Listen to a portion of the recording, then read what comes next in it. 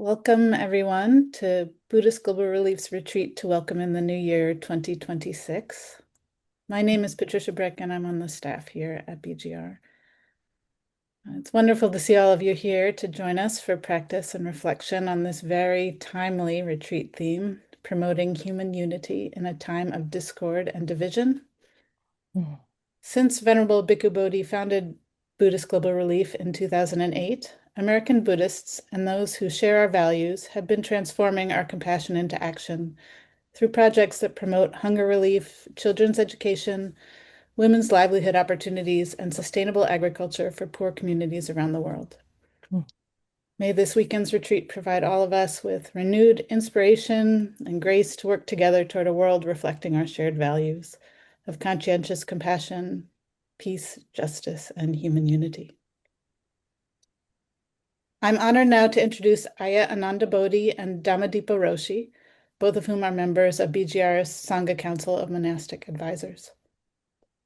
Ayya Ananda Bodhi was born and raised in Wales, UK. She spent over 30 years as a Buddhist monastic, practicing mostly in the forest tradition in the UK, and for the past 15 years in the US. Taking full ordination in 2011, she joined the worldwide revival of the Theravada Bhikkhuni order. Ayya now resides at Parayana Vihara in Port Townsend, Washington, and teaches meditation retreats in the US and occasionally overseas. Ayya's practice and teaching are guided by early Buddhist scriptures, living in community, and through nature's pure and immediate Dhamma. Dhammadipa is the founder and guiding teacher of Dasanaya Buddhist community in Alexandria, Virginia. She's been practicing Buddhism since 1987, and she was ordained in 2007. Dhammadipa has received Dharma transmission in the tradition of Soto Zen and practiced for 5 years as a nun in the Theravada tradition.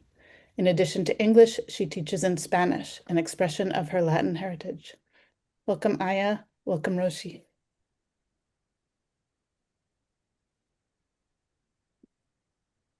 Thank you so much, Trisha. It's really beautiful to be here with you, and so much gratitude for Venerable Bodhi and Kim and George and you and all the staff who make these events possible, along with the folks who attend. So it's really very much a warm welcome, and wonderful also to be here along with Ayya Ananda Bodhi, just again after many years, and here we are. Yes, and also it's an honor really to be here and to be part of this, excuse me, part of this retreat with such a beautiful and timely orientation, promoting human unity in a time of discord and division. And it's very inspiring to see how many people are here, and always inspiring to see Venerable Bhikkhu Bodhi with his great mind and great heart, and the wonderful team, the wonderful BGR team that serves so many people and do so much good in the world, that ripples out for the benefit of so many. So really happy to be here and to embark on this day of practice and developing wholesome and wise qualities in the heart and mind today. Yeah, lovely to be here with you, Venerable Dhammadipa Roshi, after these years. Yes, the weaving. Yes. Lovely. So I'll hand over to you, Dhammadipa. Wonderful. So we have a bit of a plan here, and the plan is that what I'd like to do is begin by offering some guided meditation, just for a brief period of time to allow us to settle in here and touch into some of our inner experience before I share some words from the Buddha. So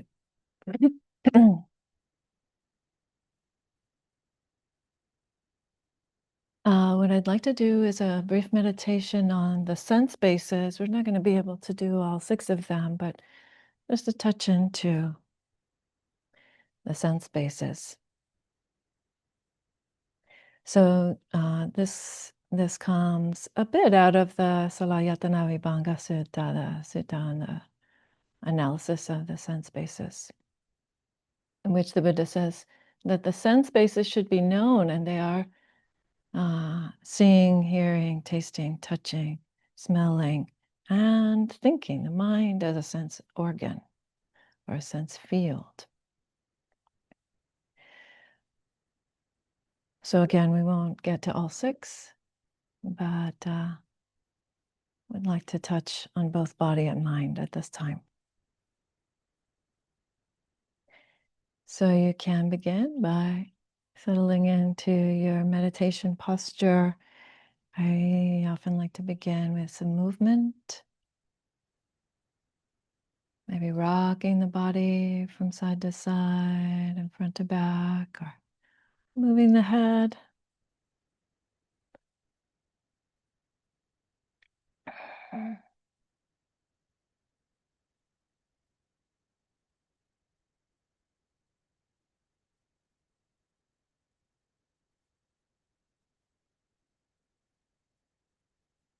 And then really allowing the body to come into an upright and balanced posture.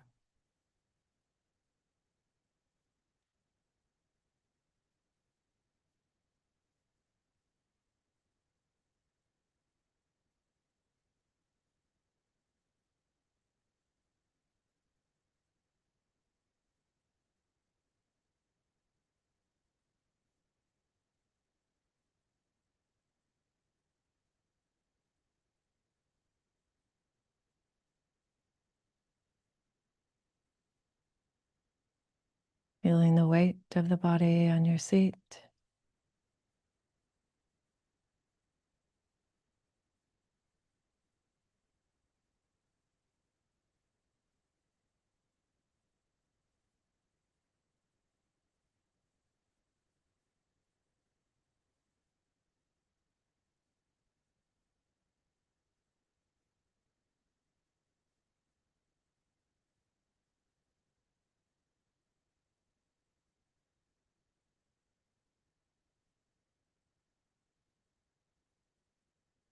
And relaxing the belly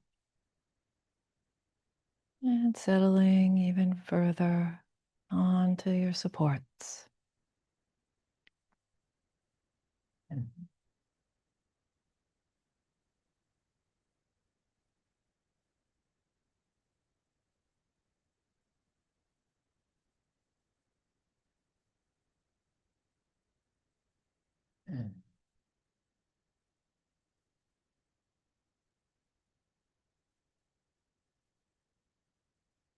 Moving the attention up the torso. And as best you can, relaxing the muscles around the chest and the shoulders, letting them become softer and wider.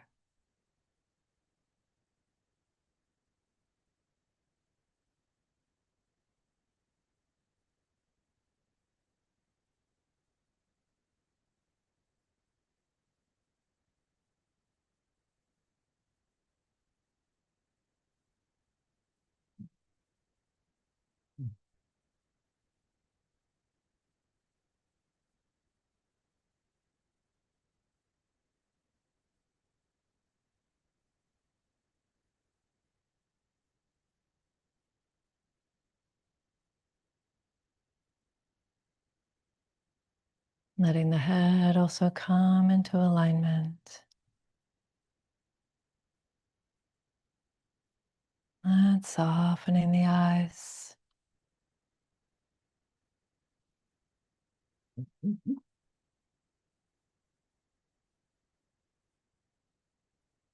And softening the mouth.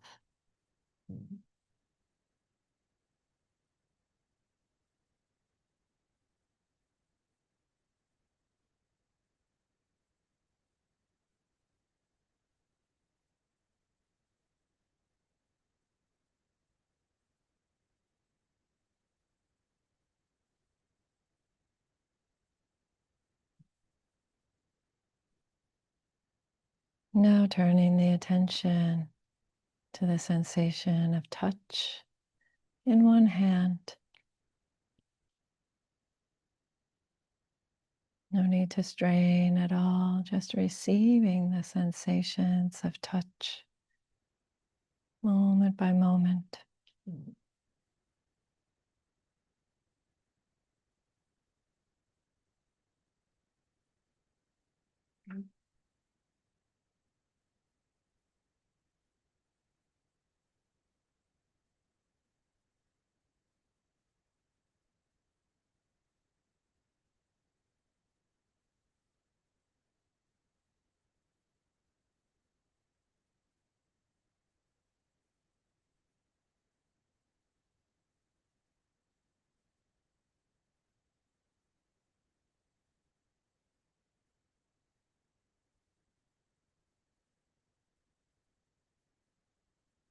Staying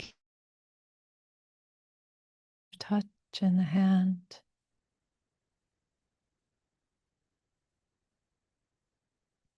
Maybe also noticing the feeling tones. Are they pleasant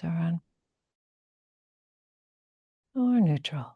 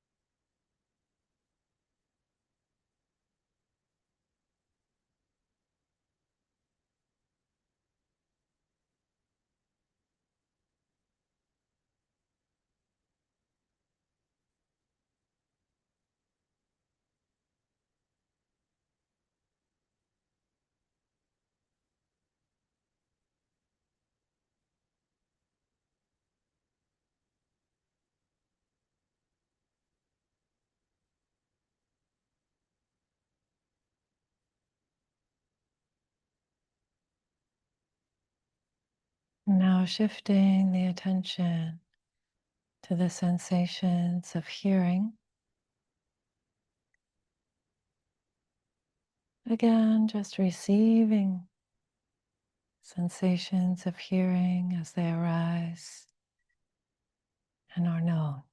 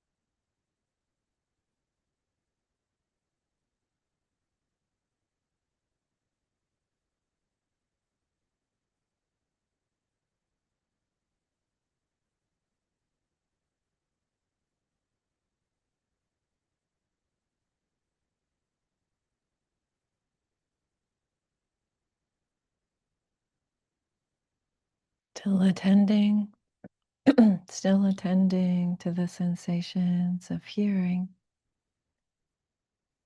moment by moment.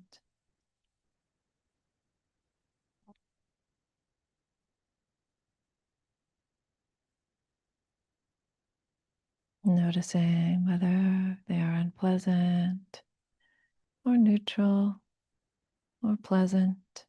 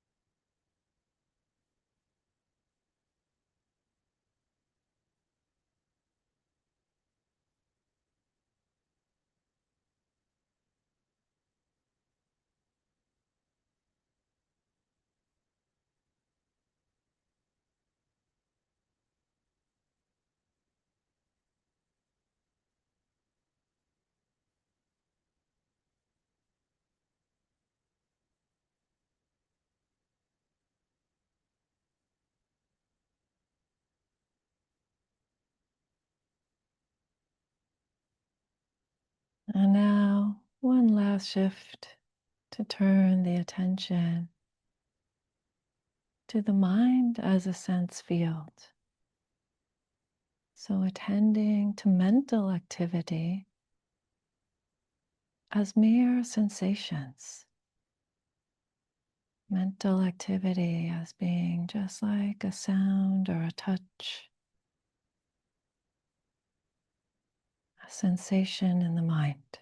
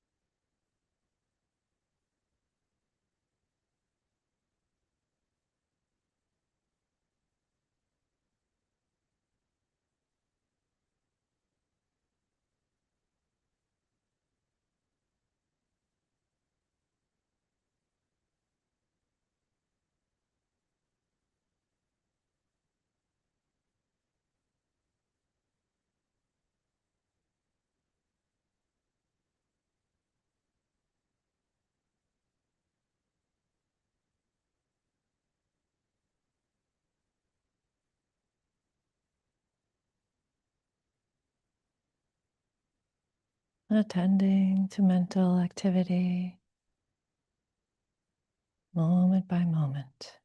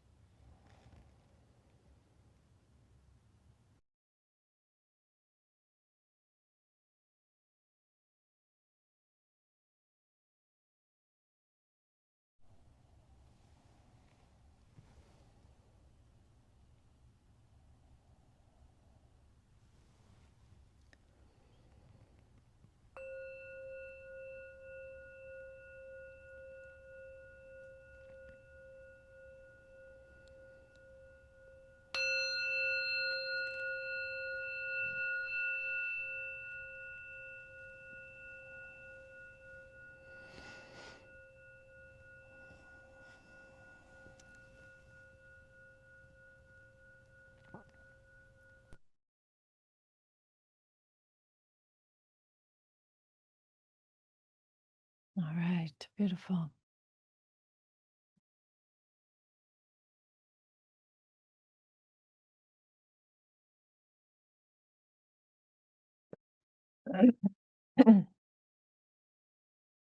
So that brings me to a few minutes allocated for me to give some reflections here. And I'm going to start, as I always do, with the homage to the Triple Gem.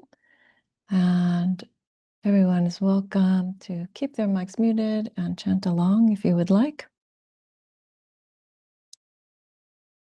Namo tassa bhagavato arahato samma sambuddhassa. Namo tassa bhagavato arahato samma sambuddhassa. Namo tassa bhagavato arahato samma sambuddhassa. Buddhang dhammang sanghang namasami.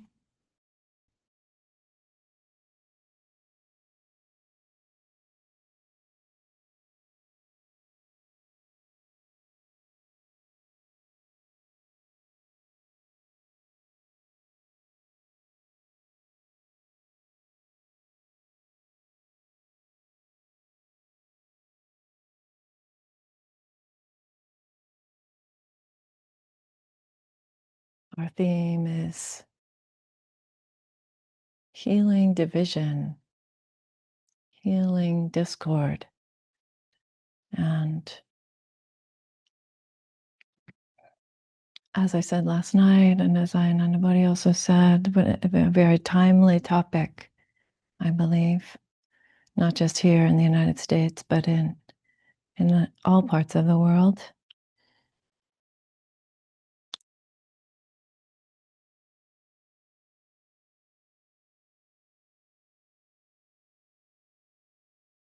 The fact of division and conflict is not a new one. It has been this way as long as human beings have been on the planet.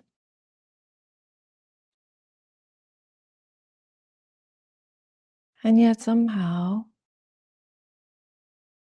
good prevails enough that we are still here and we are able to know what's wholesome and practice that and foster that in the world. And many, many people are doing just that.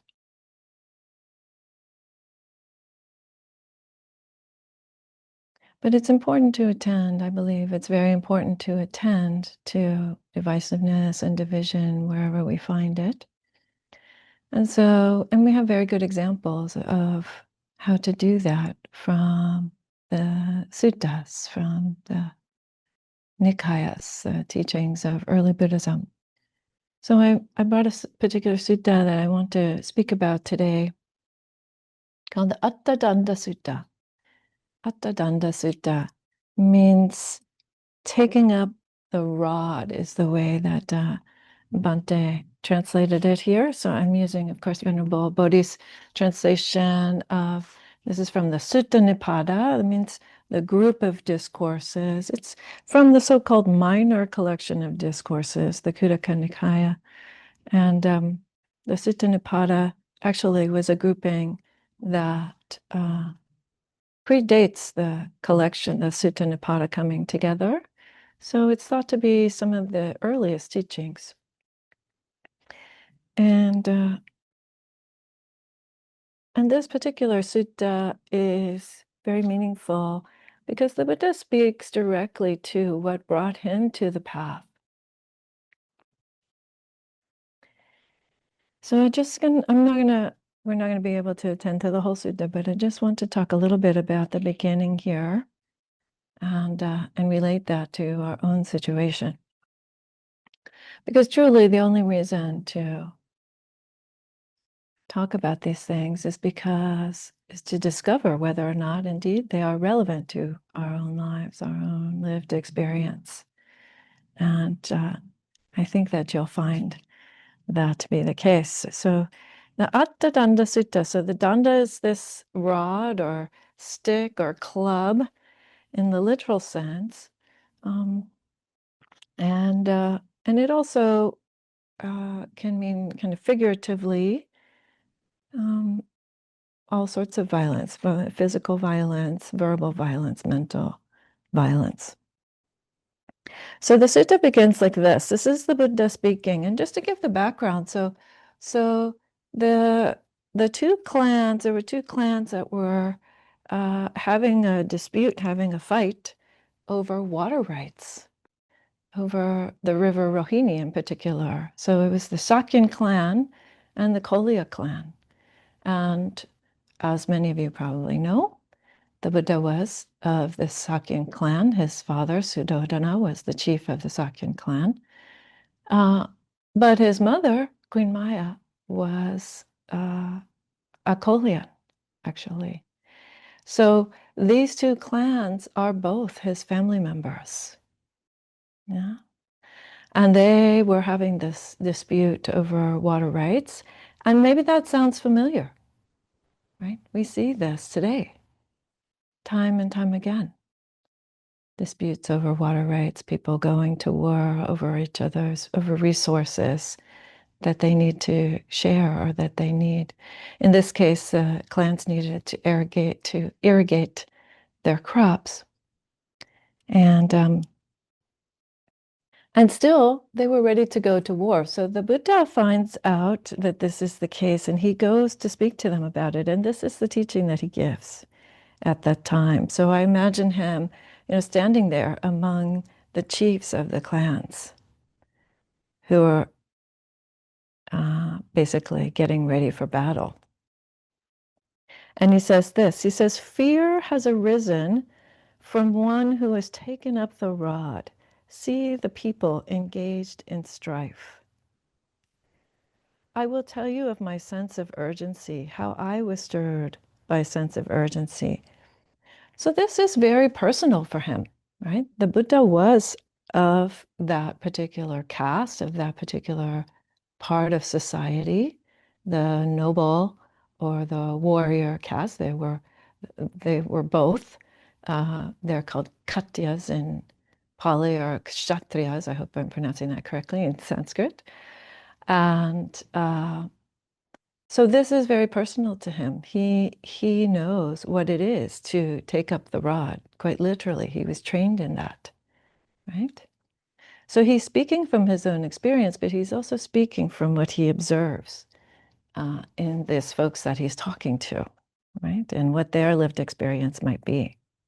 So he's talking about this sense of urgency, right? Of samvega, this urgency that really motivated him to take up the path of practice. And he said, having seen the population trembling like fish in a pool with little water. Oh, what a beautiful, beautiful simile that is, right? Fish don't survive in small pools of water. It's a matter of survival, and they thrash around, they become agitated because they know that. Mm-hmm. So it feels like that when there is violence in the world, that is a matter of survival. And he said, having seen people hostile to one another, fear came upon me. So he gives this very poignant personal reflection of his own fear. And this is, of course, the instruction to us as well, right? That we begin any effort that we might want to make in response to the world that we see around us must begin with our own sense of taking responsibility for our reactions and our responses to the fear that we feel, or the hostility, the conflict, the anger that we feel. Or, what are our motivations? What is it that we're trying to accomplish with our speech or with the way that we think about the world? So he's speaking from his experience in a very honest and sincere way. So this is also a beautiful instruction about the authenticity of the path. That to be on the path is to be authentic and honest about one's lived experience. Otherwise, how can we practice with it if we're not doing that? So he says the world was insubstantial all around. All the directions were in turmoil. So this meaning insubstantial, we might think of it as like instability or unstable, unsteady all around. The world was unreliable. This is something that we see in the Buddha's teachings throughout. And also, it may be that this is the beginning of his understanding, his expressing his understanding of conditionality and emptiness of things, the insubstantiality of them. But this idea that all the directions were in turmoil, right? That he says, desiring an abode or a shelter or a place of refuge for myself, I didn't see any place unoccupied. I couldn't find any place to settle down and be at peace. And perhaps that's the feeling that you have. Perhaps that is what you see when you learn about the things that are happening in the world, the things that you're feeling in your own heart, that you have this sense of turmoil and this sense of not being able to settle down. So he says, and this is this is one of the key sections here in verse 938, he says, having seen those hostile at the end, discontent came upon me. So even people in conflict or angry or experiencing hatred at the end of life, whether that's because of illness, whether that's because of war, whether that's because of some accident, he saw how unsatisfactory it would be to die with a heart full of anger. That wasn't really the way that he wanted his life to go. So he said, I saw the dart here, hard to see, nestled in the heart. So again, this very poignant and very honest and very personal reflection. This dart in his own heart, right? And what is the dart? The dart is those unwholesome roots of greed and hatred and delusion and many other unskillful states. Even conceit about self is part of that dart.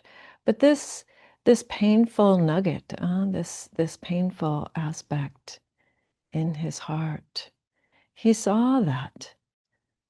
He saw that. And he saw it then not only in himself, but also in others, right? And that's part of our task, is to find that dart in our own hearts, but also know that that's happening for others, because that will help us to have some compassion and some understanding for them. So he says, when one is struck by that dart, anyone is struck by that dart, they run astray in all directions, right? We run away from our pain. We try to avoid it. We try to stay busy and cover it up. Maybe you have some experiences like that. But having drawn out the dart, then one doesn't run and doesn't sink down, sinking into ignorance. That's the reference there, sinking into ignorance or sinking further into unwholesome states. And this running can mean, literal running actually. But it also is a reference to movement in samsara, right? This movement of going from state to state to state, that we are driven by these unwholesome qualities to be in this constant state of wandering from state to state. That's what we mean by samsara. So the Buddha's telling us that it's possible, actually, to remove this, to find our way to be at peace, even in the midst of a world that is like that is full of conflict and hostility, that we begin by establishing, by coming from that place of understanding the causes for that dart in the heart and working as best we can to remove it. Uh,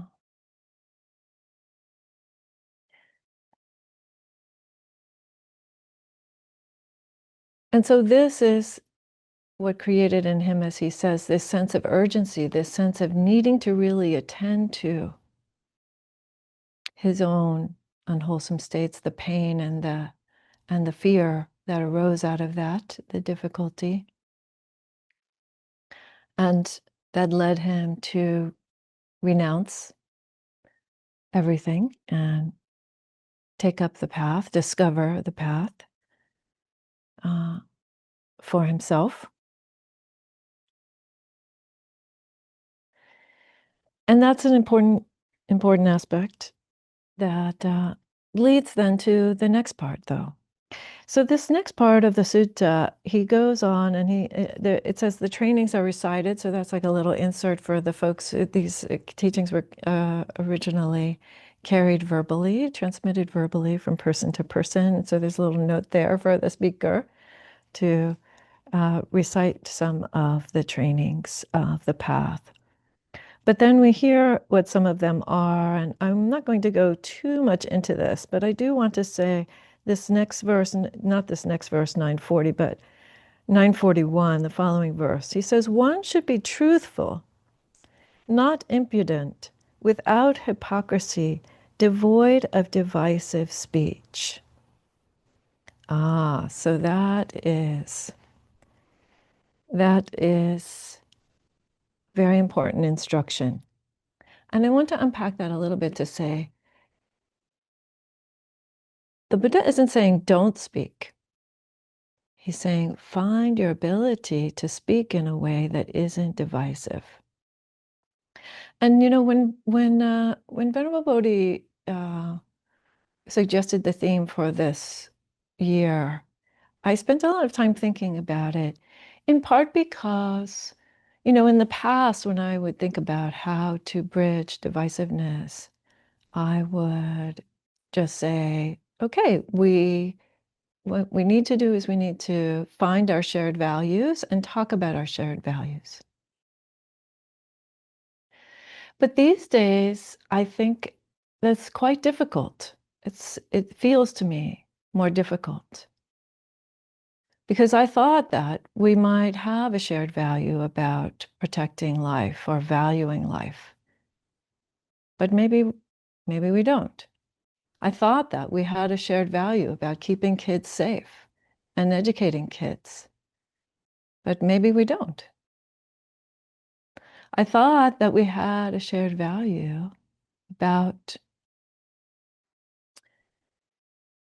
many things, about feeding hungry people. But maybe we don't. Maybe that's hard to find.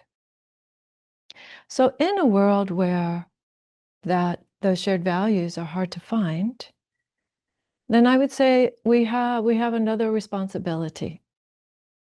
And the other responsibility is to talk about the harm. So we talk about the dangers, right? This is also part of the path. The Buddha said very clearly that speaking about the danger of unskillful states will help us to really understand why they are unskillful and why they should be set aside, abandoned. Mhm. So staying in dialogue and being able to find your speech that is not divisive, that is able to be received, is crucial. But then when that happens, then the speech that needs to happen is the speech that says, think about the harm. Think about the harm that's happening here.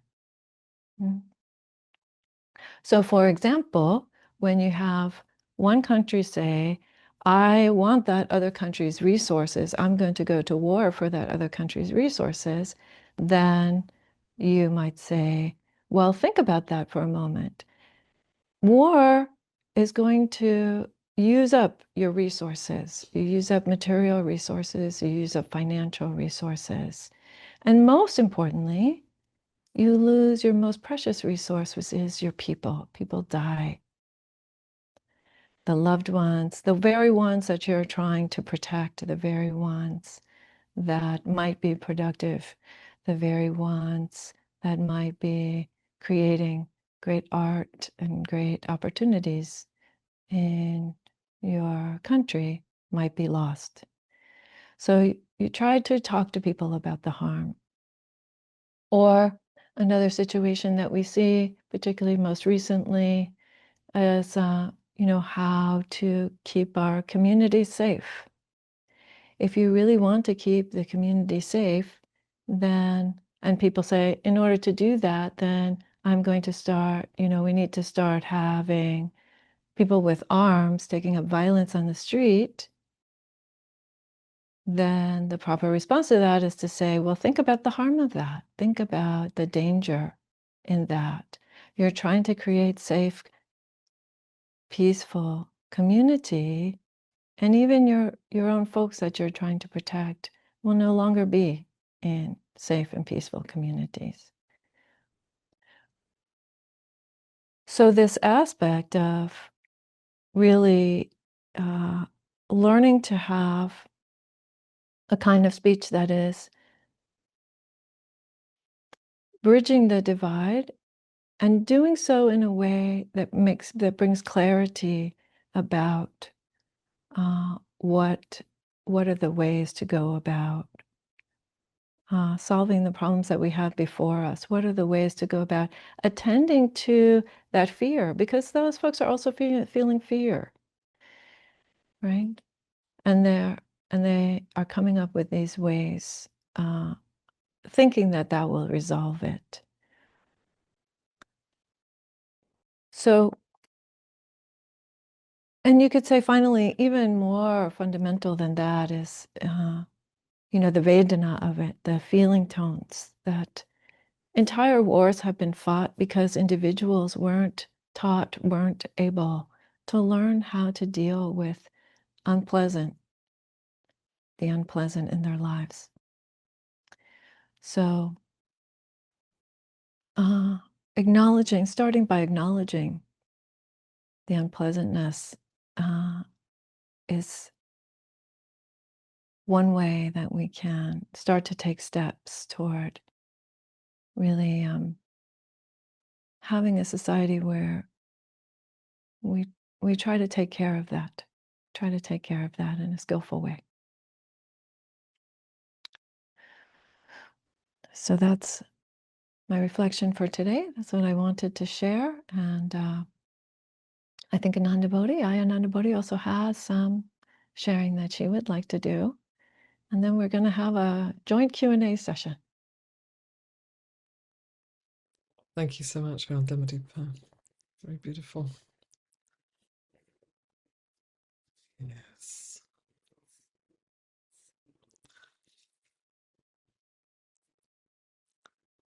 Yeah. Promoting unity in a time of division.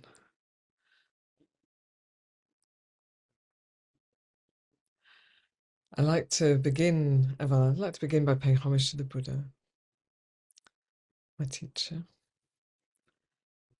Tassa Bhagavato Arahato Samma Sambuddhassa.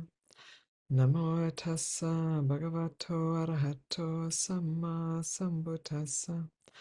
Namo Tassa Bhagavato Arahato Samma Sambuddhassa. Buddhang Dhammang Sanghang Namasami. Yeah, I'd like to begin, I guess, with the big picture, because we're probably all quite impacted by what's going on, in the world, in our country, in our lives. And we can lose perspective when we don't see the bigger picture. And the Buddha, as Dhammadippa was just sharing in that sutta, the Buddha was seeing conflict and strife in his time, and conflict and strife has appeared and disappeared throughout the ages in different, but there's always somewhere in the world conflict and strife going on, and now we're experiencing that in very uh, tangible and in very numerous ways in the world at this time, and we have the ability to learn about that through media in a way that in the past we didn't have, the ability to see what's going on all over the world. So we know that there is much conflict and strife and division going on in this, in our own countries and around the world, as there was in the Buddha's time. And the Buddha awakened to a deep and vast truth, and saw the conflict of beings then, and what causes those conflicts. Essentially, in its simple terms, the powers of greed, of hatred, and of delusion. And sometimes when we've heard those three too often, we just sort of say, oh yeah, greed, hatred, and delusion, okay. But actually these are forces that keep us caught and pull us in the harmful direction. And so we can see those forces outside of ourselves, in particular world leaders, or even in local communities. We can see those forces at work. And we must also recognize them in ourselves, how how we can see harm in the world, and we want to do harm to make it right. And this is not the path that leads to peace. So discord and disharmony happens and is happening. And this understanding of unity. So I just want to invite us all just to zoom out for a moment and have a sense of this planet Earth. And we have pictures now. We can see pictures of planet Earth. So there's one planet Earth, with oceans and land, with an atmosphere, with humans and animals and insects and plants and rivers and rocks, mountains. So there's one planet, and we're all here on this planet.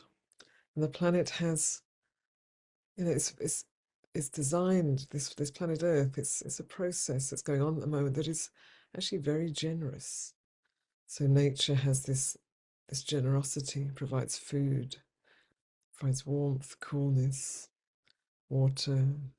It's all being offered. It's all here on this planet Earth. And then the forces of greed and hatred and delusion can't see that unity. So we are actually part of a unity, whether we know it or not. There is unity at work here, of which we are part. And greed believes, I can get more for myself. I can get everything for myself, and I can destroy what I want to destroy, so that I'm happy, so that I'm important, so that I'm successful, or whatever it might be. So this is the voice of greed, of hatred and delusion. So this is happening, and there are minds and hearts that are overwhelmed with greed, with hatred, and with delusion, that have, and that power can pull, many people into its forces. And then there's the wisdom and compassion that the Buddha saw and embodied and is pointing to. And wisdom understands that the unity of all things, the interdependence of all things. Wisdom understands that, knows that. Wisdom knows that we arise, from the elements, and we return to the elements. This body arises from the elements and returns to the elements. So wisdom understands that and knows that. And compassion understands that, it's kind of hard to be alive. It's hard to be a human being. It's hard to make one's way in the world. And compassion also understands, maybe compassion and wisdom also understand the law of karma. So when we attune to right view, which understands cause and effect, understands that those who do harm can't get away from having to receive the results of those actions. It might take a while, but there's no way around that. So these, people who are just living out greed, living out of hatred, living out of delusion, sooner or later they're going to have to reap the fruits of that on a karmic level. So compassion arises for me when I see this going on. It's like, wow, it's on one hand frightening, because it's frightening when one is in a situation where a person in power is overwhelmed with delusion. That is scary. And it's very, very important not to just get pulled into that and become part of the force of greed, of hatred and delusion, not allow those forces to also take us over. It's very easy for that to happen. And I think the Buddha's teaching is asking us to work very hard. So he gives us a very high bar to rise up to our greater nature and greater truth of wisdom and compassion. So compassion can understand the suffering really of those who are doing harm, and also, of course, deep compassion for those who are the recipients of harm. And then wisdom understands that we are all part of each other. Everything is leaning on everything else.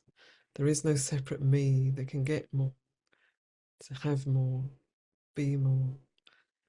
We are all in this together.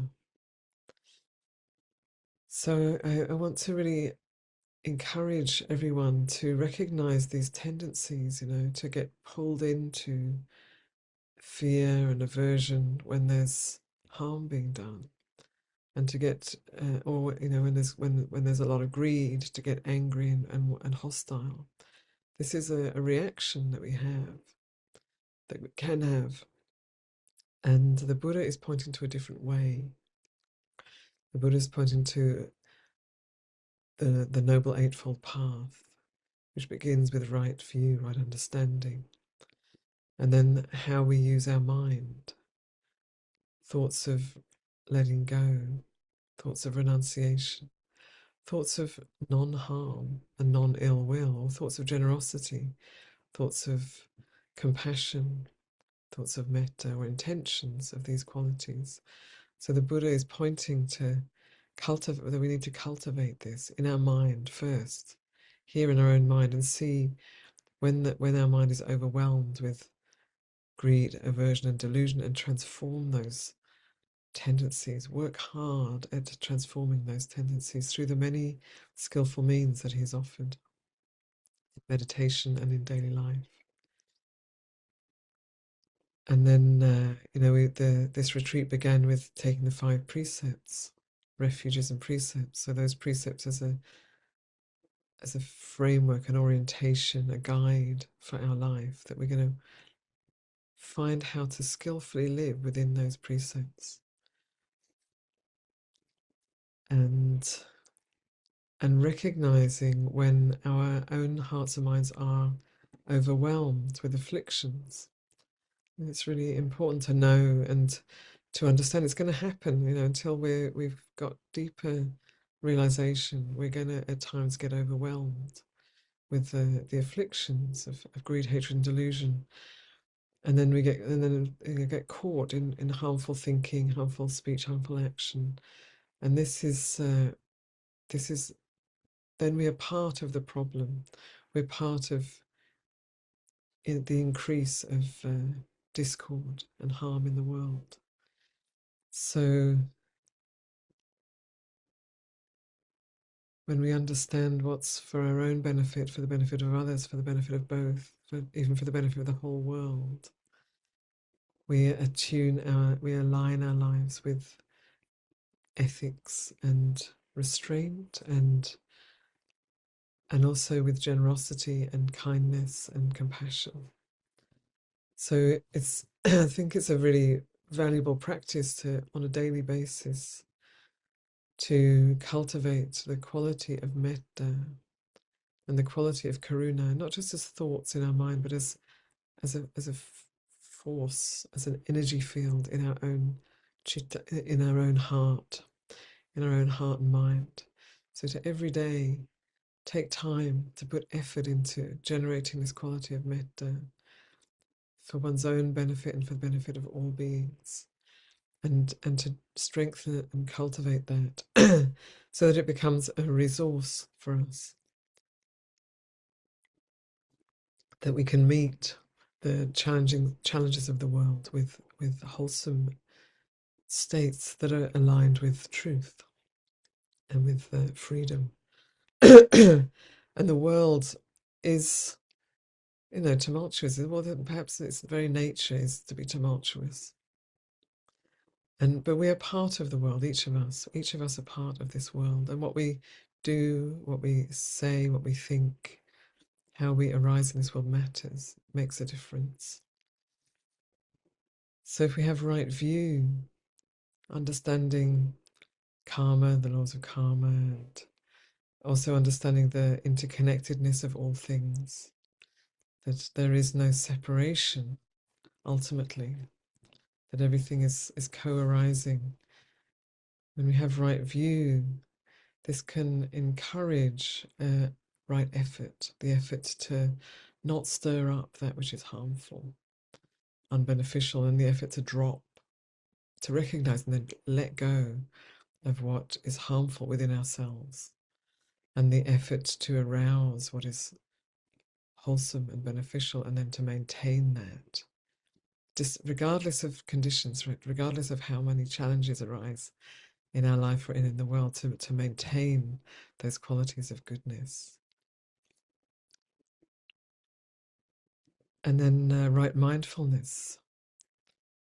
Right mindfulness supports recognizing what's going on here in ourselves and how um, we're showing up in the world. So right mindfulness, it helps to keep us on track. Then right mindfulness supports right view, and right view supports right effort, and right effort supports right mindfulness, and they support each other, they circle around each other. So once we can get on track and stay on track in that way, we have to put effort in. It's not necessarily going to be easy, but these qualities, these three qualities, strengthen and support each other.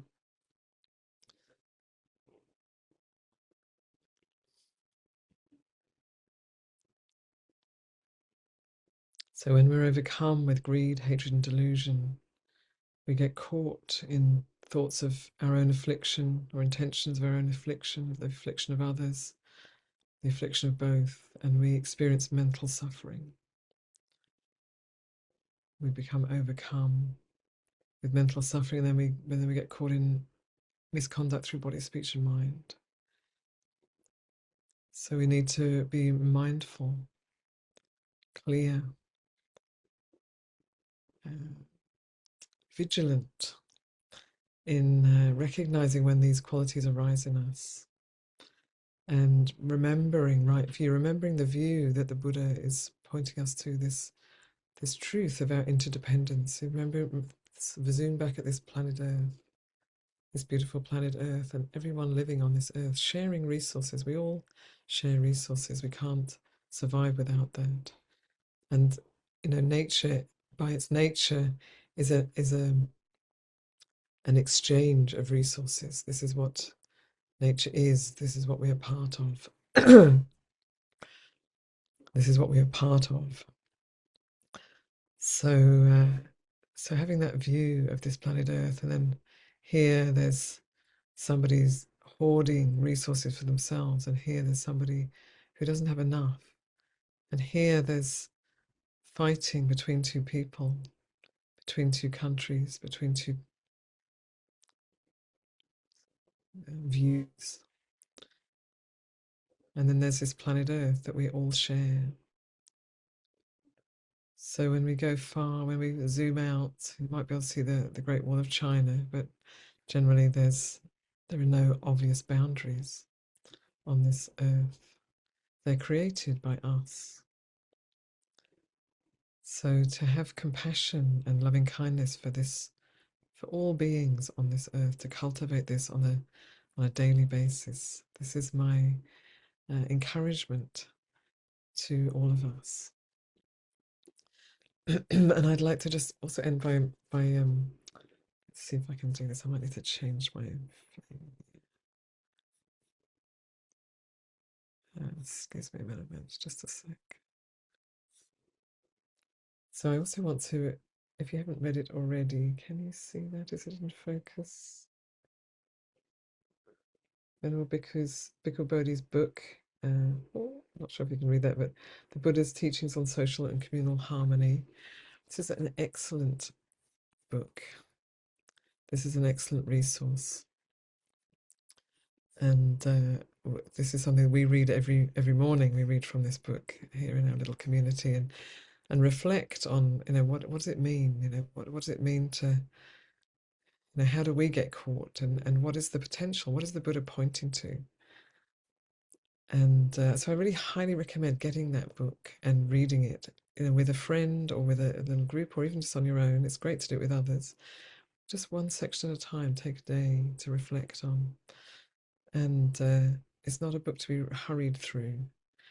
And to really take in these teachings and bring them to life in your own practice and in your own lives. And this will be beneficial to you, and you will become, more of a source of blessings in this world. So I offer that to everyone, and open up now for Q&A to both Dhammadeepa and I will respond together. Sadhu. Thank you, Aya. Beautiful. Sadhu. Sadhu, sadhu, sadhu.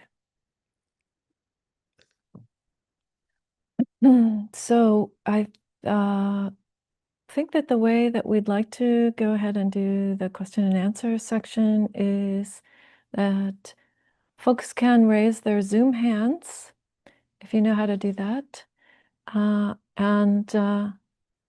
we'll try to take the questions in the order that people raise their hands, or if that's difficult, you can also put a question in the chat, and Trisha is going to help us to go through one by one and see how many questions or reflections we can get to.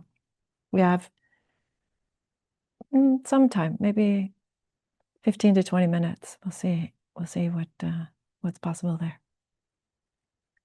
Even though we're running a bit late, but as usual. I thought we were on time. Okay. Are we on time? We're Okay, on time. great. Okay, Yeah. great. 7:55, I think. Yeah. Or whatever time zone you're in, actually.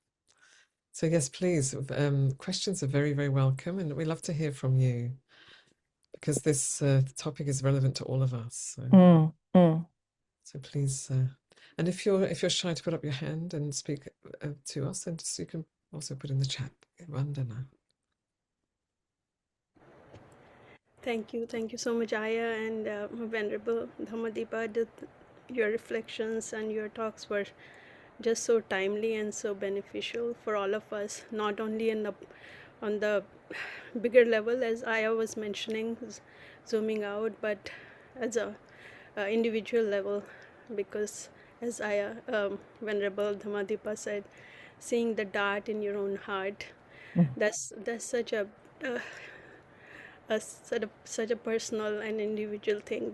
We all need to keep coming back to what is triggering me in this moment.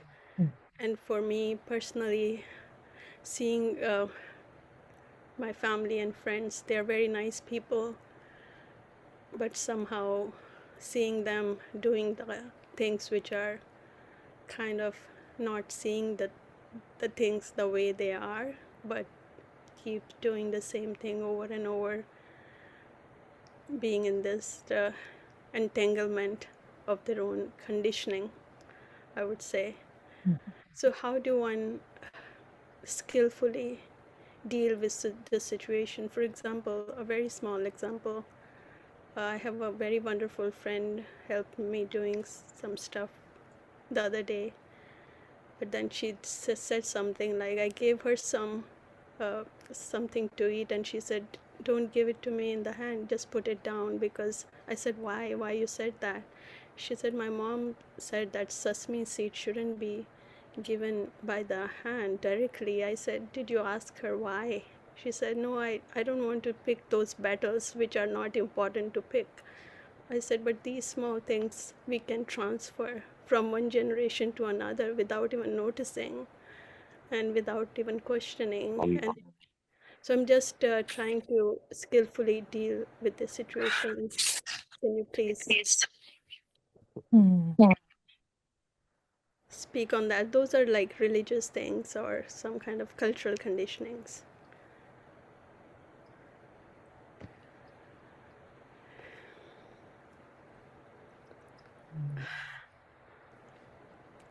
Dhamadipa, maybe you go first on this one.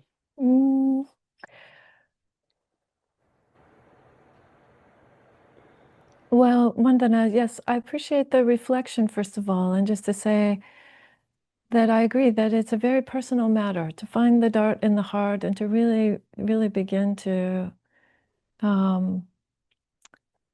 observe, take in, respond to, and dismantle one's own pain and one's own conditioning and karmic state of karmic constellation, so to speak, is hard. It can be very hard, and it can take quite a long time. And what I heard in was that I don't want to pick that battle because I don't think that that battle is worth fighting. And I think sometimes that is actually okay, right? If it's an action that is not harmful, but some small delusion, it's like, oh, well, you have to decide, is it really, right? Is this the time to speak? That was one of the key teachings, this, of the Buddha, that finding right speech, if you think it's not going to be well received, then it's very important to find the right time for that, right?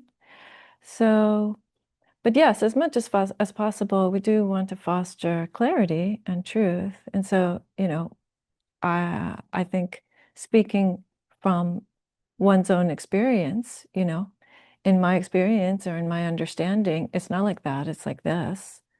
That's that, then that person, you sort of give that person enough respect and enough room for them to decide if they are ready to take that on or, to see it in a different way. Yeah.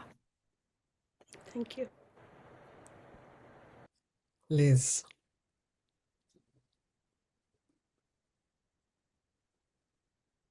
Liz Brooks. Yeah. Hello. I really was looking forward to this talk because I have been an activist of all my life since I was 13 years old. And now I'm not 13 years old anymore. And I was involved in lots of political movement all for justice against racism, against discrimination of any kind, and so on and so forth. And now I've worked for lots of charities in homeless and so on, but now my health is not very good. I have a leukemia, and that limits a bit what I can do. And I feel very uncomfortable because I can't help physically, concretely, people who need help. I give money, some of it to Buddhist Global Relief, but still I translate lots of material, Buddhist material into French to help, but still I feel guilty is not quite the word, but not far off. I don't feel peaceful about it. I think I should be helping more concretely. And I don't know what to do. Thank you, Liz. First of all, thank you so much for all your life's work. It's just very moving to hear what you've been doing with your life and how, how hard you've worked to bring good into the world. It's very inspiring and beautiful. And, we all get old and have to, get limited in what we can do. So you've given so much in your life, and now what you have to give is different because you can't do the activist work anymore. The translating is very, that's inspiring. Yeah, that's a way that you're bringing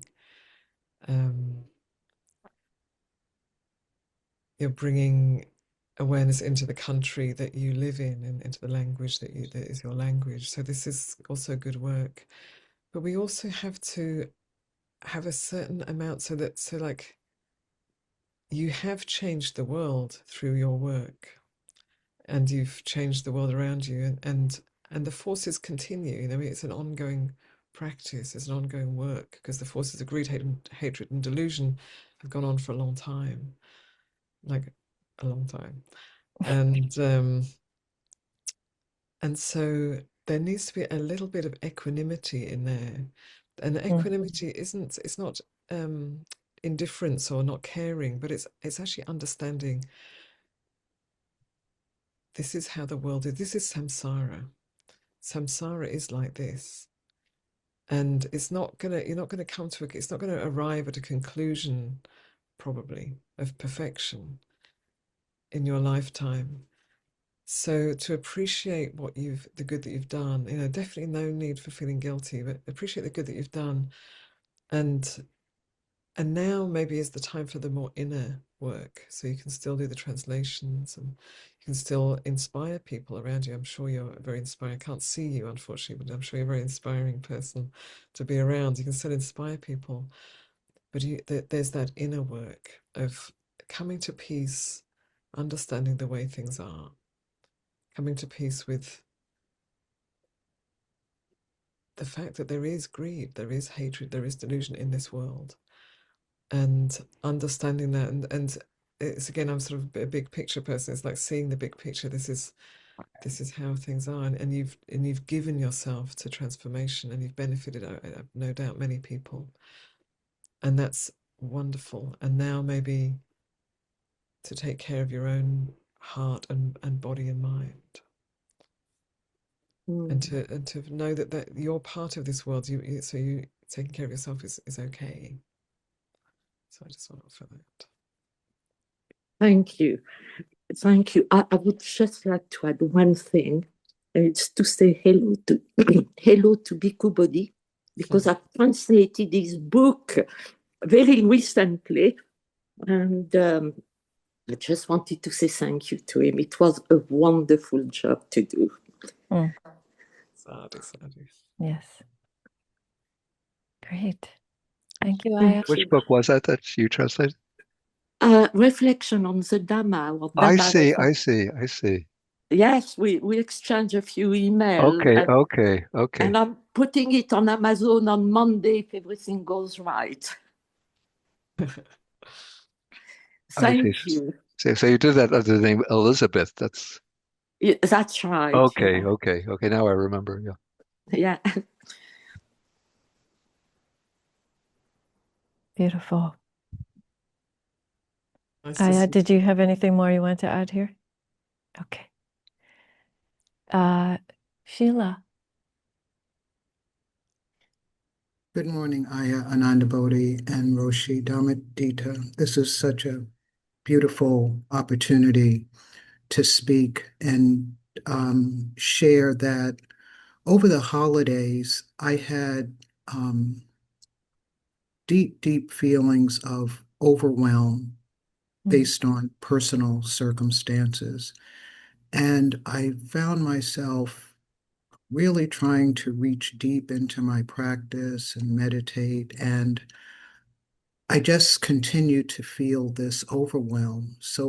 And then when I came back from a trip, and I just found that I wanted to retreat from the world. Mm-hmm. And today is the sixth or seventh day that I have stayed alone by myself at home, meditating, increasing the number of Dhamma talks that I've listened to. And I also began to reappreciate, I think, the Dhamma I went back to investigation and to really begin to see what is at the crux of this sense of overwhelm and dread.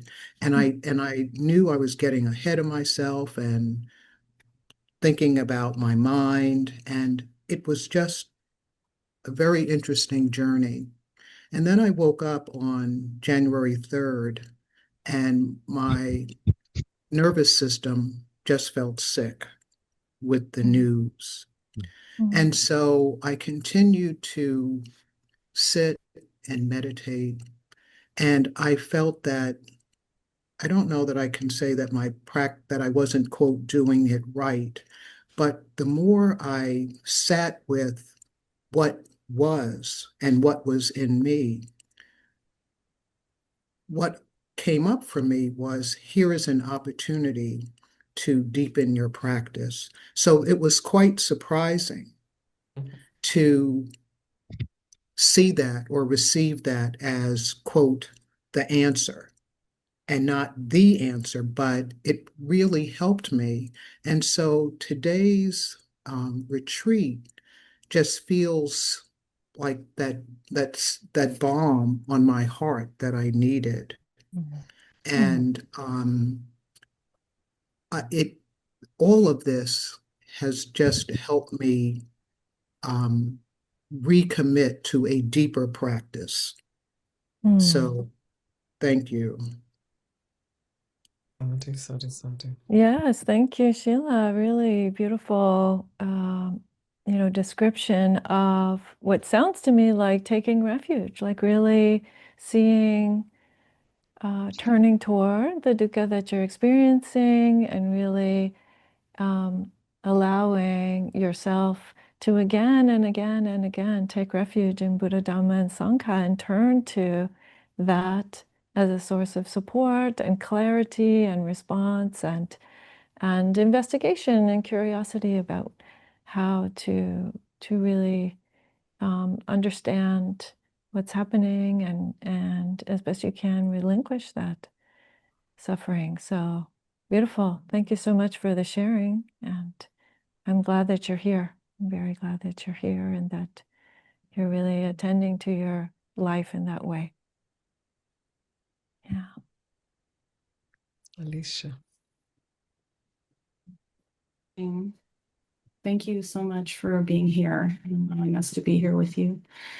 Ananda Bodhi, you mentioned media, a little drop in the bucket of your beautiful talk, and it's something I was wondering if you'd be willing to reflect on more, because I think it's over the past year especially, it's been a challenge for me, and I think for many people, to try to understand the dynamic between engagement and disengagement or renunciation to protect our right view, our inner well-being. And it's a dance, I think, for many of us that have is going on? And also, in terms of media, at what point is it an intoxicant that we need to renounce?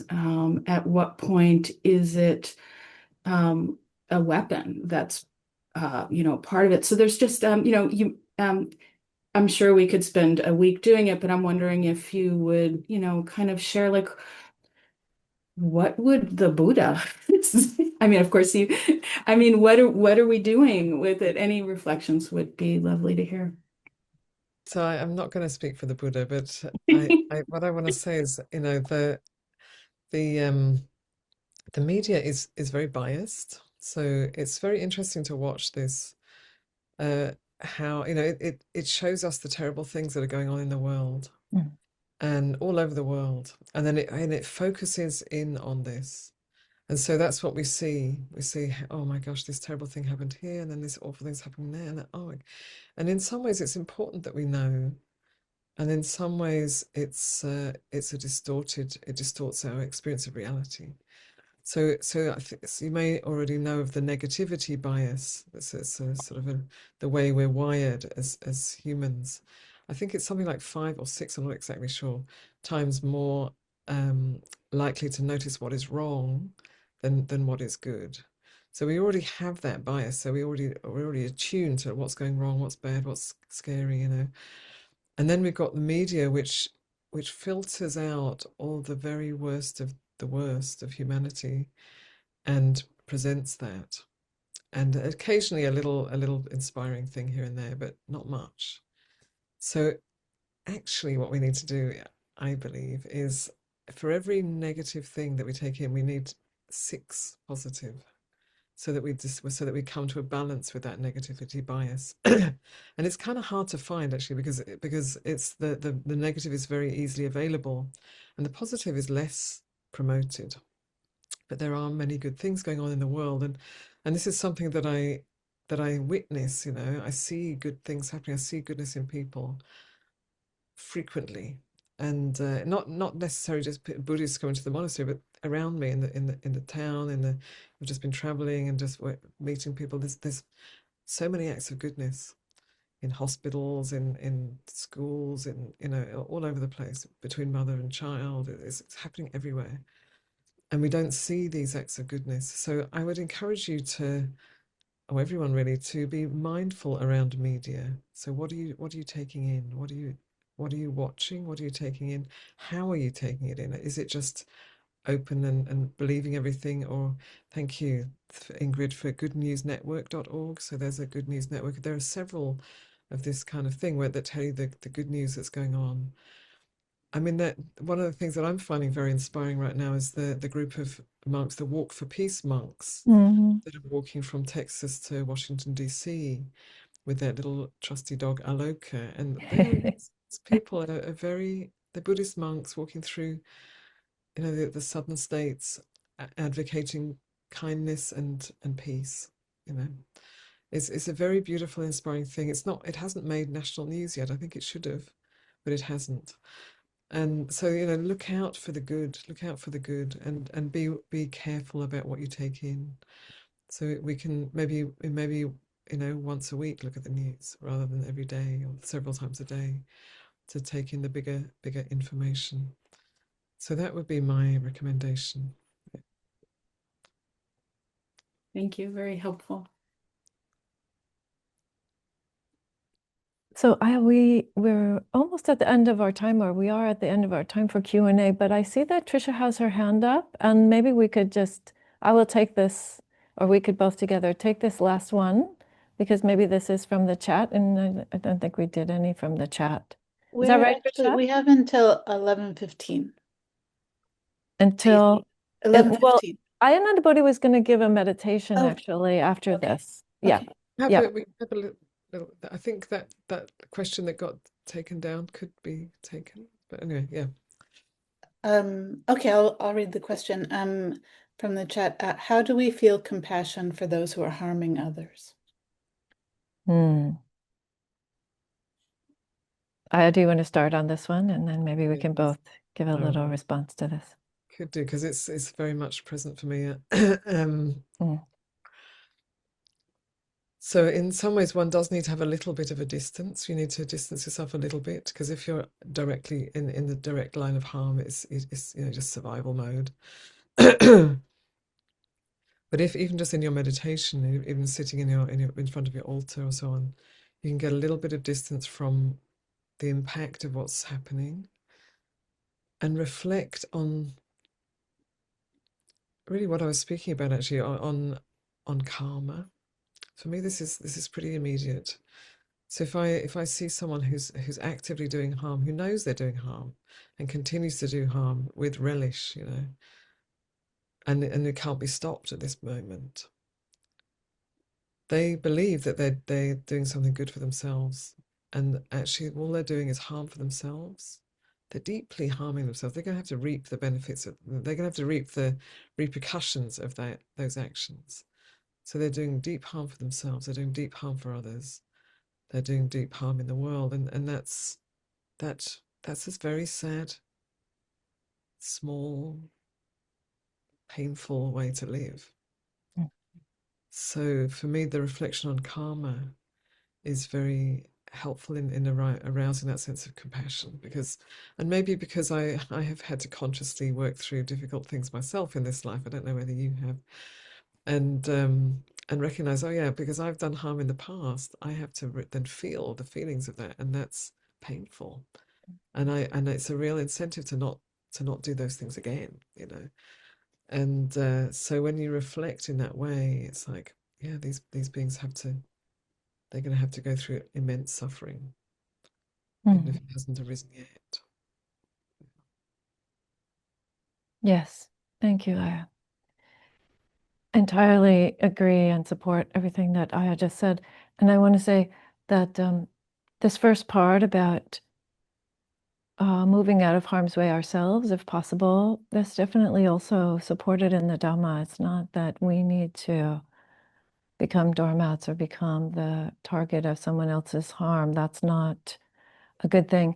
In fact, it reminds me of, and so one of my teachings from the Mahayana side of the path, in the Lotus Sutra, there is a bodhisattva called Never Disparage. And the bodhisattva Never Disparage goes around telling people, oh, I would never disparage you because you will be a Buddha one day. One day you will, sort things out and be free of suffering.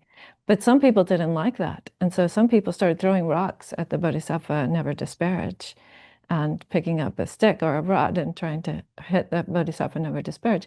And the sutta says, and then what the bodhisattva Never Disparage does is they run away to a safe distance. And then they continue saying, I would never disparage you because you will be a Buddha one day. You will overcome your suffering one day. So definitely we should take care of being out of harm's way ourselves to the extent that we can. And the other thing that I want to share, and it's certainly a compassionate act, if we can prevent someone from doing harmful things that will result in dark karma in their own lives, that's a compassionate act. That's, for example, why some people go to jail, because it's a way of helping to stop them from doing more karmic harm. But yes, to really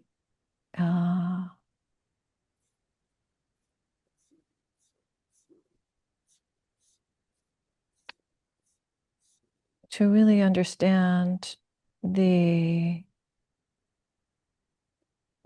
delusion that is present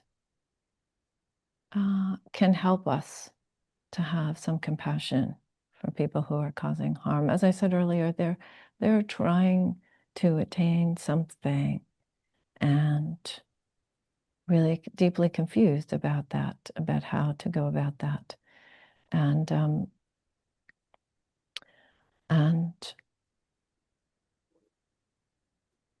I think that working with the Brahma Viharas in particular, working with metta and working with karuna, is a beautiful way to really start to establish that, because in the moment of knowing the harm or hearing about the harm, it can be much more difficult. But when we are working in this way, which is fundamentally nourishing the chitta and clarifying the chitta and bringing us this beautiful, wholesome and very pleasant states, then that gives us a foundation. It gives us, our mind starts to come from that place of compassion, so that when we meet these difficult circumstances, we're already more nourished and more stable and more clear. So I would definitely recommend some Brahma Vihara practice also. Yeah. I'm just wondering whether about Quinn. Quinn had a question and then dropped off. Okay, let's see. And that I just want to take Quinn's question. And if you still have that question, Quinn, I'd be happy to take Yes, that. Venerables, thank you for being here. I took it off because I thought you had to go. But so I want to ask, when I initially kind of dive into Buddhism, it was because I thought about my previous actions and my livelihood and things like that, and it was based on painful experience. My question is, how do you go about talking to let's say family members who read and watches bad, news that are mostly negative, and they think that they are watching um kind of the truth, but it's causing a lot of anger and resentment, um, especially if they identify with, progressive or left. I'm not saying that, as a group is bad or the other side is good, but since it's so distorted, um, there is that negative anger feeling of, oh, that person did bad to this group, and I identify with the victim, and therefore I'm better. How do you go about talking about, metta and things like that without talking about, I guess, Buddha and Buddhism if that person doesn't believe in, afterlife, karma, and things like that? I guess that's the first thing. And the second thing is, how do you talk to kids of 4 years old or 7 years old, teaching about the Sutta and Buddha, when all they think about is, enjoying life and things like that? Because I do have young kids, and I've tried to look online about, suttas for kids, but there isn't any, online once a week, for kids, because it's hard. It is enough for me to understand the suttas, let alone 7 years old. Thank you. Thank you. Yeah, I think it's difficult with family, because we want our family to be well and happy and perhaps even agree with us. And it can be hard when there's that when that's not the case. And I mean, I don't know, people are different, but that negativity bias might be one way in, it's a scientific thing that we're wired in a way. So you could approach it in the way of like, oh, do you know about this? And then have you noticed how the news always points out the bad stuff? And are you aware that there are these good things also happening in the world? And that's one way. That's one way of an inroad. And but it's difficult to change other people, really. We can do what we can, and then we can do our best, and we can guide and encourage whatever, but ultimately we can change our own heart and mind, and we can encourage others, but we can't change other people. So sometimes we have to just come to peace with the dissonance, and to not add to it. But I think to bring up what is good and what is good in the world, what is happening that is good, is important, because there is a lot of good. That's my offering. maybe I would add just a word or two about kids.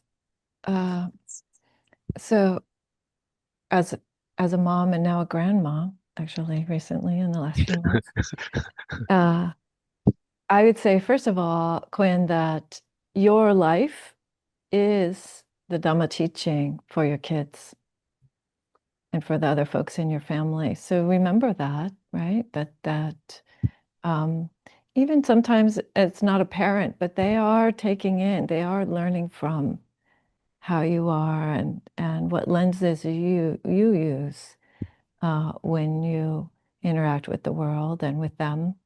And so, just to remember that that's also part of it, that your beautiful practice is having an effect, even if that effect is quite subtle at this time in their lives. The other thing I would say is rather than try to find individual suttas for kids, there's some really good books that are written for kids, like Moody Cow. Moody Cow is a very good, fun book, and maybe that would even apply to your other person who is watching the news. You could just have it around the house. But anyway, there are many, many very good Dhamma books for kids, and that might be a good place to start.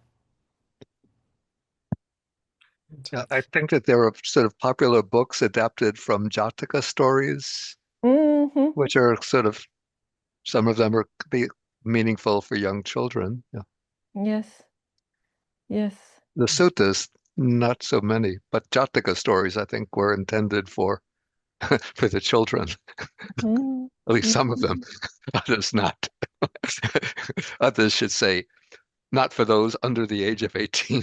Yeah, exactly. They should have a little warning sticker. Was it Ayasudina who did her own book with some illustrations and everything on some of the Jataka tales for kids? Yeah. And there are some good resources going in the chat here for those who are looking. So okay, lovely. Yeah. So I'd like to just have the last 5 minutes that we could let's just sit for a few minutes now.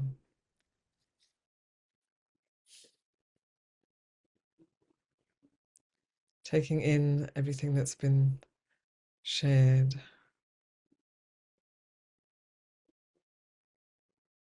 And so I really, really appreciate that the last question is about children, how we can support our children, our future generations.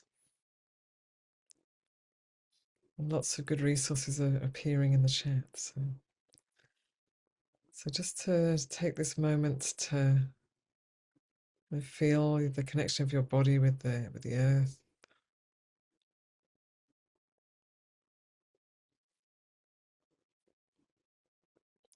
And to feel the connection with each other, with all of us gathered here. There's a shared intention that's based in the teachings of wisdom and compassion.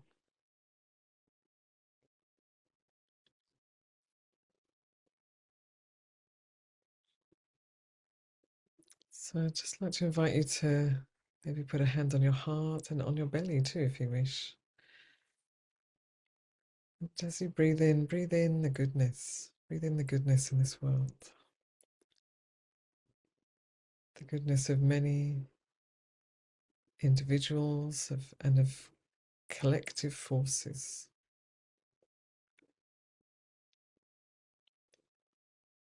Just recognizing the generosity of this earth itself.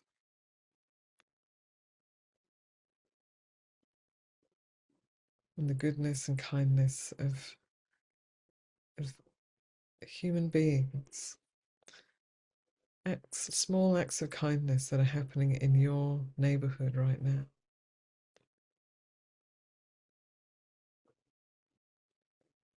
Maybe small acts, big acts.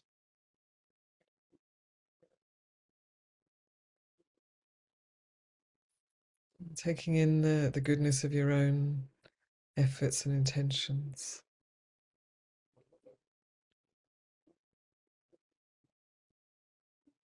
And letting those nourish you.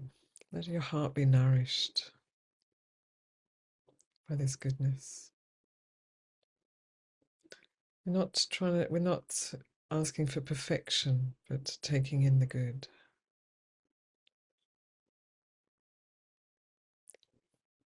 As we take in the good into our hearts, into our bodies, into our minds, it becomes strength for us, it becomes a healing.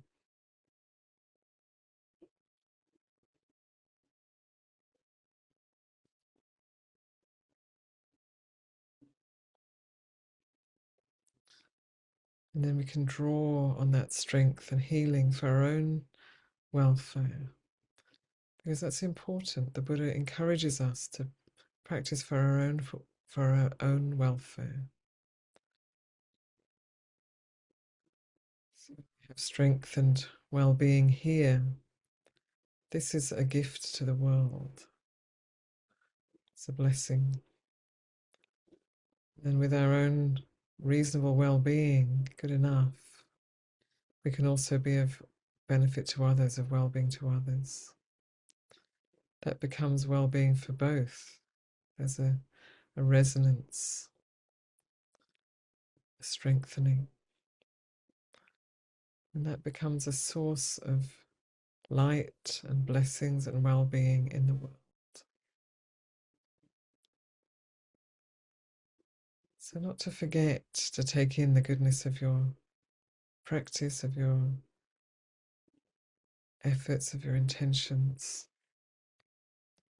Don't let them be wasted.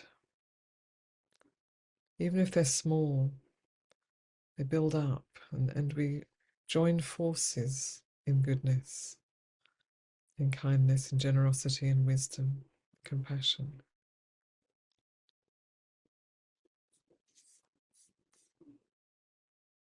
So breathing that in, breathing it into your own being, and as you breathe out, knowing that your breath connects you with all living beings.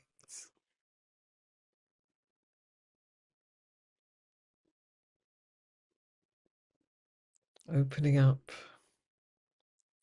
the light and like a field of goodness. So needed in this world.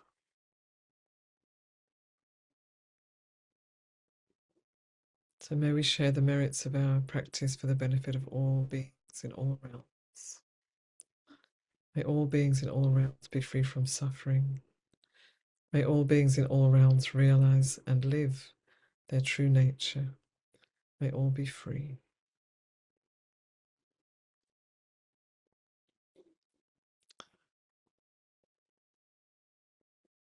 Thank you, everyone. And we'd like to hand over to Patricia Price. Okay, thank you. And thank you, everyone, for joining in. We felt that it was important to talk a little bit about Buddhist Global Relief's work. And we're all over the world, including some projects right here in the US. But initially, we really were focusing on Asia and Africa. And Kim suggested that we do a little bit of conversation today about Africa and our projects there. We have 15 projects in 7 countries in Africa, and another one possibly lining up for discussion at the next board meeting. But we've got one each in Cote d'Ivoire, Malawi, Mozambique, and 3 in each in Kenya, Cameroon, Tanzania, and Uganda. I'm going to just highlight 3 of the partners, and they're partners going from one of our very first ones when we first came along. And let's see, I think, and then up to one of our newer ones.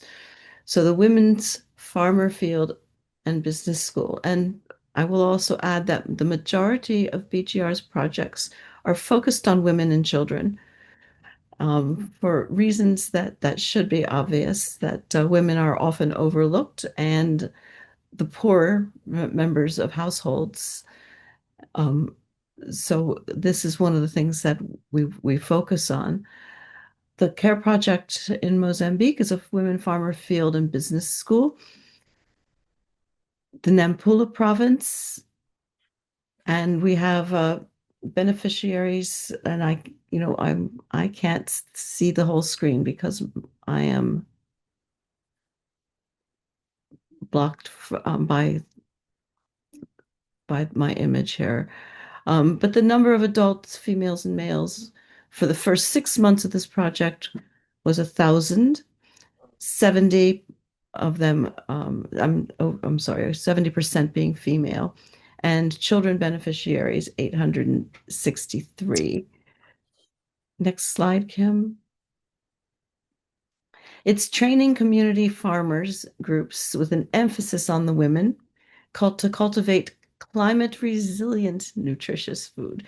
And in communities where they did not have planned community farms, it was everybody for themselves. Households had small community gardens. They were almost all dependent on raising the exact same things. There was little diversity. We provide tools, instructions, how to manage natural pesticides, safe storing of crops, and helping women identify the the percent of what they are raising and how much they can sell at markets to include some additional household income by farming out. These do cooperatives so that they can identify who has access to transportation, and the households can contribute excess crops that are taken to market, and then they receive funds from the sale of those projects. The estimated direct beneficiaries at the end of the 2 years is 9,375, and that would be the household leaders. Now, Cote d'Ivoire in Africa was my first trip abroad with Buddhist Global Relief. Cote d'Ivoire is one of our projects supported by Helen Keller International, and I was invited to join some of their team members to visit the projects in rural northern Cote d'Ivoire. The Nampula region, the project was to aid 3 communities, but shortly after I went to see the very first community that they for this particular project, and a second one in the works. The third community was added a year or so ago, but it was shut down very quickly by insurgents who came in and took over the village. And so we had to scale back on the project. During that first trip to Helen Keller International, we were introducing this community, the women in the community, to safe food in their own region. This community of women was starving. Their children were starving. They were on the verge of death. I mean, I have never seen there's so many children who were stick figures. Many of the mothers were so malnourished that they couldn't nurse the children too. That it was a really difficult situation. You see the little building in the back here, the maternity ward. It had 2 iron beds in there with the metal mesh on the bottom of the iron beds. Only one of those 2 beds had a mattress. And this is where women delivered their children. I would like to add that as a result of that observation by me, our organization, when I returned, agreed to pay for 2 new mattresses to be used in this maternity ward. And Helen Keller's team was just deeply grateful for that. I can only imagine any of us other women here who have delivered children, the thought of delivering a child on a mesh metal bed. Okay, next slide. So the villages lacked potable water and access to sufficient nutrition for the mothers and children. The nutrition consultant that joined us spoke with the women in the community and took a few of them on a walk around the edges of the community to show them that there are wild plants that are not poisonous, that in fact have nutrition.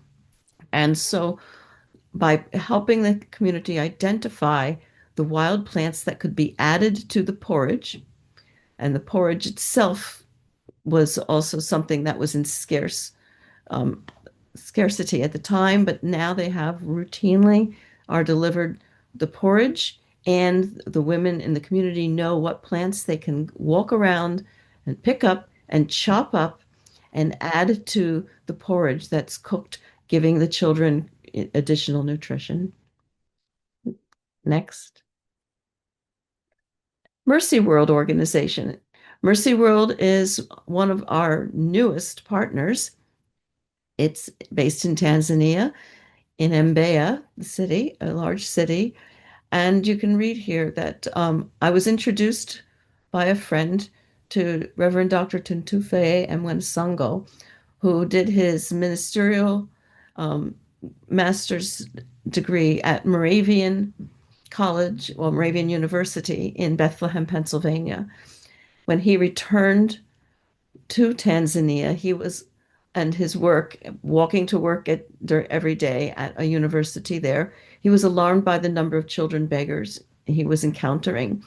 Most of these children lost their parents to AIDS, and they were street children. So he, alarmed by this, met with 4 of his students at the university and some trusted local residents who agreed to take on caring for these children by identifying households willing to take in a child, make sure that that child got to school on a regular basis.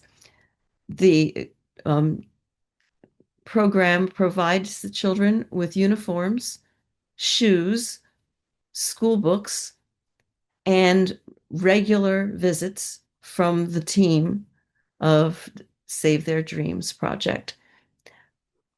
The school-age orphans supported by MIWO are posing in their school uniforms. You're not allowed to go to school unless you have a uniform, and shoes.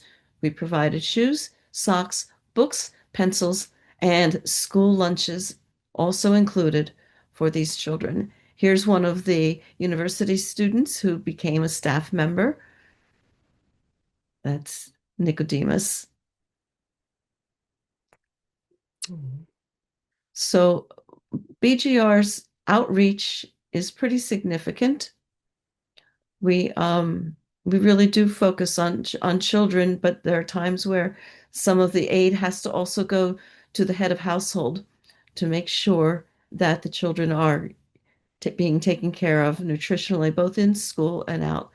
One of the other things that is not listed here, but I'm pleased to say that we've also are also providing kits to the young women and girls for sanitation so that they are not leaving school for a week, a month, that they have hygiene and sanitary access to sanitary goods so that they're not interrupting their educations provided by Buddhist Global Relief. This is a little bit more about that group.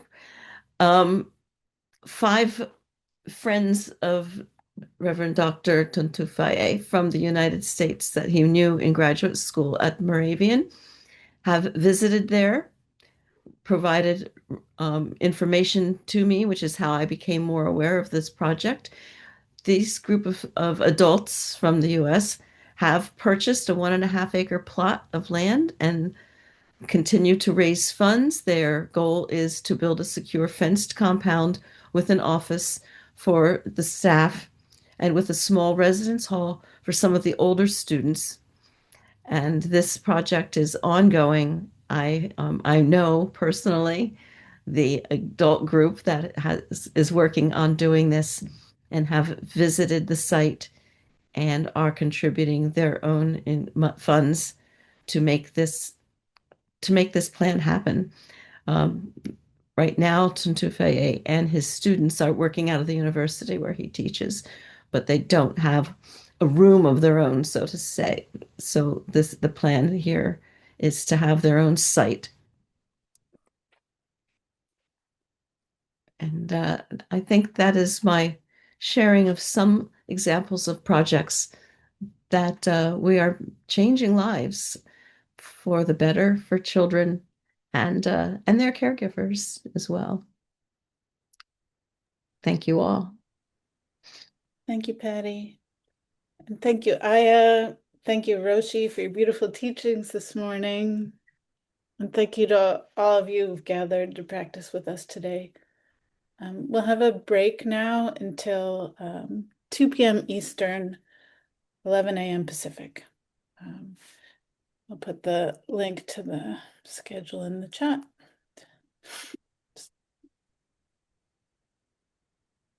Thank you for being with us today, and we look forward to seeing you later in the day.